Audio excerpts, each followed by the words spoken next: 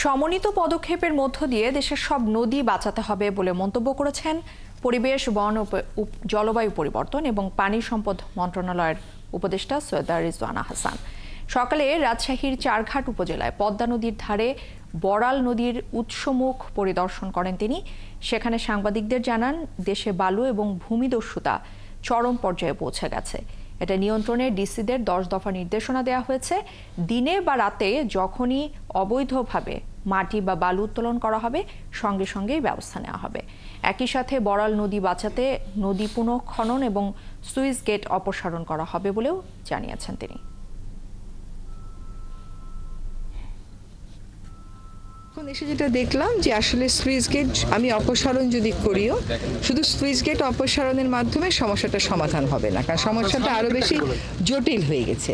ফলে এইখানে এই জায়গাটাকে আমার একটু করে এক্সকাভেট করতে হবে, খনন করতে হবে।